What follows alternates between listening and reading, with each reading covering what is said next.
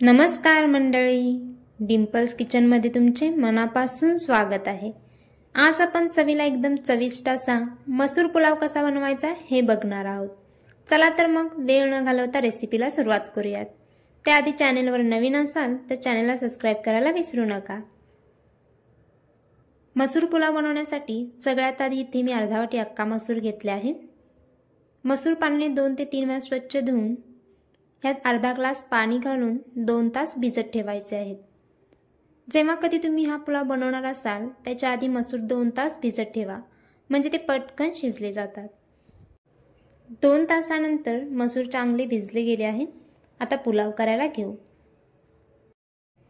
पुलावसाठी इथे मी अर्धा वाटी मसूर घेतले होते, तर अर्धा वाटी मसूरसाठी 1 वाटी बासमती तांदूळ घेतला आहे।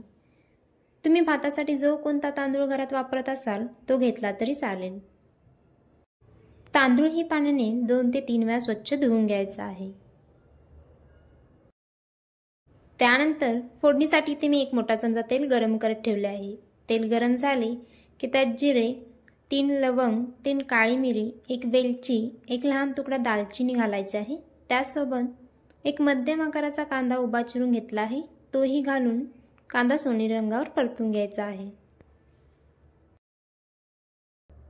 कांदा छान परतून घेतल्यानंतर आता यामध्ये 1 हिरवी मिरची उभी चिरून अशी 2 तुकडे करून घेतले आहेत।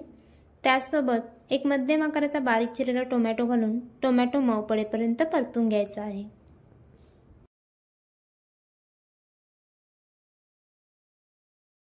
टोमॅटो छान परतून घेतला आहे। आता यात आपण सगळे मसाले घालणार आहोत। पाव चमचा हळद, अर्धा चमचे धने पावडर, त्यासोबत 1 चमचा कोल्हापुरी चटणी, तुम्ही तुमच्या वापरातील कोणतेही लाल तिखट वापरले तरी चालेल। आता हे सगळे मसाले 1 मिनिटभरासाठी परतून घ्यायचे आहेत। त्यानंतर यात भिजवलेले मसूर आणि तांदूळ घालून सगळे व्यवस्थित मिक्स करून घ्यायचे आहे।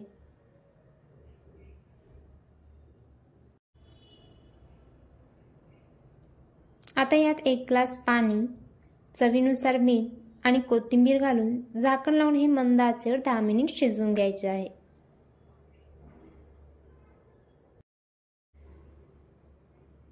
गरमागरम मसूर पुलाव तयार आहे। इथे तुम्ही बघू शकता एकदम छान असा सुट्टा पुलाव झालेला आहे। अशा पद्धतीने मसूर पुलाव एकदा तरी करून बघा, तुम्हाला नक्कीच आवडेल। आणि नेहमीप्रमाणे रेसिपी आवडल्यास लाईक आणि शेअर करा।